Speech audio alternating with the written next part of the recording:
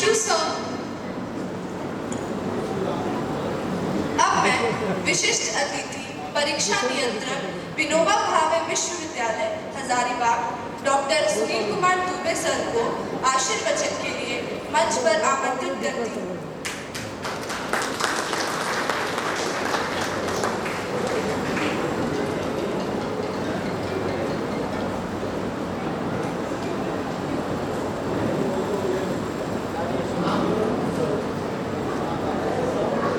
सर्वप्रथम सभी को जोहार।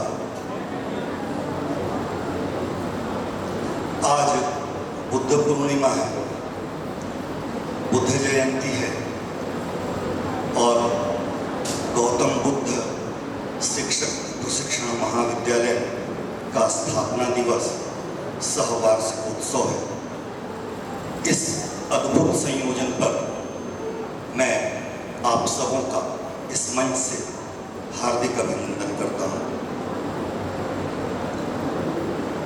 इस संस्थान की प्रबंधकारिणी समिति से जुड़े उपाध्यक्ष मनोज जी और सचिव महोदय मिथिलेश जी का मैं हृदय की गहराइयों से आभार व्यक्त करता हूं कि इस ऐतिहासिक मौके पर उपस्थित होने का, साक्षी बनने का आप लोगों ने सुअवसर प्रदान किया। इस कार्यक्रम के मंचीय गौरव माननीय कुलपति आईसेक्ट विश्वविद्यालय, एनटीपीसी से आए पदाधिकारी बंधु, बंसी सर, सांवरमल अग्रवाल सर, राजकुमार चौबे सर, मृत्युंजय जी, सुबोध सर, शत्रुघ्न जी, सरोज सर, बहुत सारे नाम हैं, कहाँ तक गिनाऊं। सभी परिचित इस रूप में यहाँ उपस्थित हैं कि इस पूरे कार्यक्रम को हजारीबाग का सर्वाधिक श्रेष्ठ और स्मरणीय कार्यक्रम बना दिया आप लोग। इसलिए आप सभी इस कार्यक्रम के गौरव को बढ़ाने के सबसे बड़े कारक हैं। मैं आप सबों का इस मंच से हार्दिक अभिनंदन करते हुए कहना चाहूँगा कि प्रथमतः मैं शिक्षक और द्वितीय हाल के दिनों से प्रशासक की भूमिका में हूँ। जैसे ही इस परिसर में मैं प्रवेश करता हूँ, मेरी शिक्षकीय दृष्टि यहाँ के विद्यार्थियों, प्रशिक्षुओं पर जाती है और उनका अनुशासन, उनकी शिक्षा, उनका वक्तव्य, उनके संभाषण, यह सब सुनकर मैं गदगद हो गया कि प्रशिक्षण और शिक्षण के मामले में यह संस्थान अग्रगण्य है। द्वितीय, जब मेरी प्रशासकीय दृष्टि यहाँ पड़ती है तब मैं देखता हूं कि आज तक इन 4 महीनों में किसी भी प्रकार की कोई समस्या यहाँ के विद्यार्थियों के द्वारा प्रत्यक्षतः विश्वविद्यालय में उपस्थित नहीं किया गया। इसका मतलब है कि यहाँ के शिक्षक और प्रशिक्षुओं के बीच जो संवाद है वह निरंतर कायम होते रहते हैं और महाविद्यालय अपने दायित्वों को पूर्ण करता रह रहा है।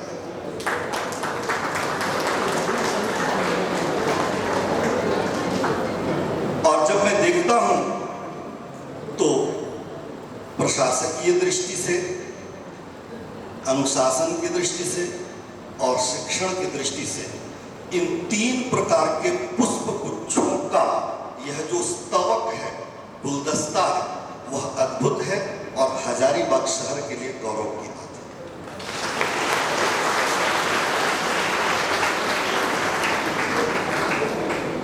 इसके पूर्व जब मैं इस महाविद्यालय में आया था तब मैंने यहाँ पाया था कि जो आधारभूत संरचना है उसमें कई चीजें, अभी जैसा कि मनोज सर बता रहे थे कि सचिव महोदय बहुत सारी बातों को स्किप कर दिए, छोड़ दिए, कभी भी कोई भी संस्थान, और इस तरह के संस्थान, मैं समझता हूं कि उसके संचालक को संतुष्ट तो होना ही नहीं चाहिए। अगर वे संतुष्ट हो जाएंगे कि मैंने सब कुछ कर लिया है या हम सबों ने सब कुछ कर लिया है, उस दिन से उस संस्थान का विकास अवरुद्ध हो जाएगा। इसलिए यदि आप सोचते हैं कि बहुत कुछ करना है तो यह एक अच्छी सोच है। अब हम लोग बात करते हैं भगवान बुद्ध की, तो मैं भीतर से कांप जाता हूं कि ऐतिहासिकता की दृष्टि से बात करूंगा तो बंसी सर हैं, शत्रुघ्न सर हैं। दार्शनिक पक्ष से बात करूंगा तो चौबे सर उपस्थित हैं। साहित्यिक बात करूं तो सुबोध सिंह शिवगीत सर हैं। जाए तो जाएंगे।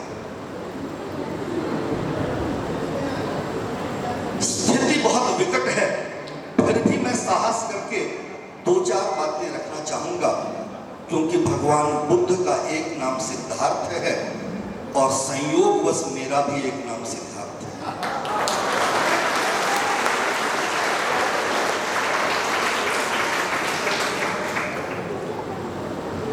और बहुत सोचने के बाद एक बात समझ में आती है कि बुद्ध अगर अपने मस्तिष्क के साथ इस भूमि पर अवतरित हुए थे तो वो कहीं भी हो सकते थे, लेकिन विचार मंथन करने के पश्चात यह समझ में आया कि वे कहीं और नहीं इसी भारत भूमि में हो सकते थे। वे किसी और धर्म से हो सकते थे, सिद्धांत और विचारधारा से हो सकते थे। फिर मंथन करता हूं तो मुझे लगता है कि वे सनातन से ही हो सकते थे और कहीं से नहीं हो सकते थे।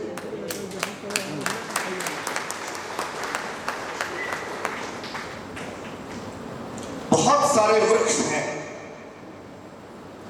लेकिन पीपल के वृक्ष के ही नीचे ज्ञान होगा। यह सनातनी दृष्टि है, इससे अतिरिक्त कुछ भी नहीं। बुद्ध का जो शुद्ध रूप है, ऐतिहासिकता की मैं यह बात करूं तो हम सभी जानते हैं कि इन्होंने मध्यम मार्ग अपनाया, और आज बड़े गर्व के साथ कहना पड़ रहा है कि पूरी दुनिया की डिप्लोमेसी इसी मिडिल पाथ पर है, इसी मध्यम मार्ग पर है। पूरी दुनिया कभी किसी एक तरफ जा ही नहीं सकती, वह भगवान बुद्ध के इसी मध्यम मार्ग को अपना करके चल रही है। दिखती है कि अमेरिका की एक दृष्टि है, रसिया की एक दृष्टि है, लेकिन जब आएंगे तो कई ऐसे मुद्दे दिखाई पड़ेंगे जहां पर कि वे मध्यम मार्गी हो जाते हैं, और यदि वे मध्यम मार्गी होते हैं तो कहीं न कहीं बुद्ध का प्रभाव है। बड़ी बात जो मेरे समझ में आती है कि भगवान बुद्ध जिस समय उपस्थित हुए, आज के समय में उन परिस्थितियों का आकलन करते हुए जो भी दृष्टि अपनाएंगे, मैं दावे के साथ तो नहीं कह सकता, लेकिन इतना जरूर मानता हूं कि वह दृष्टि एक पक्ष की हो सकती है। इसलिए दृष्टि अच्छी बनाकर, अच्छी पुस्तकों के अध्ययन के साथ भगवान बुद्ध की विचारधारा को जानने की जरूरत है। भगवान बुद्ध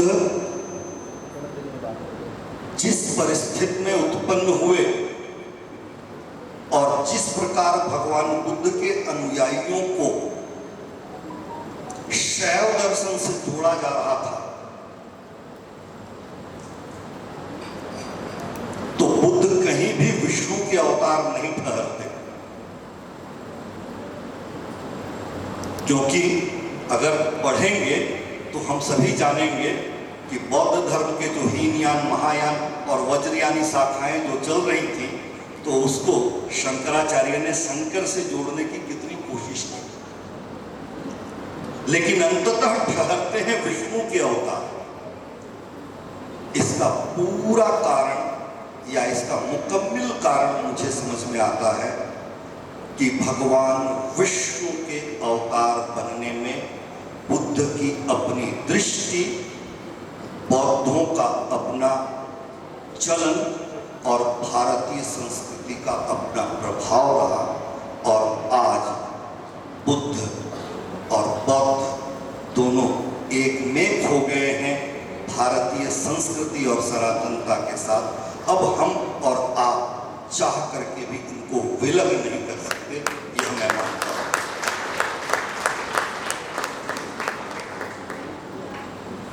मनोज सर ने कहा कि इन परिस्थितियों में भी संस्थान इस तरह की विचारधारा को लेकर चल रहा है। कई प्रकार के, अभी मैं चर्चा कर रहा था शत्रुघ्न सर से भी और वंशी सर से भी, तो उन्होंने साफ कहा कि नैरेटिव ऐसे गढ़े गए हैं कि बहुत कुछ हमें जानना बाकी है, और उन सब से एक अलग दृष्टि, जिसको स्वयं बुद्ध भी कहते हैं कि सत्य को पढ़ो नहीं, सत्य को खोजो, और उसी खोज में हमें, आपको, हम सबको लगना पड़ेगा, तब जाकर बुद्ध उपस्थित होंगे और पूरी दुनिया का, पूरे विश्व का कल्याण हो सकेगा। जय हिंद, जय भारत।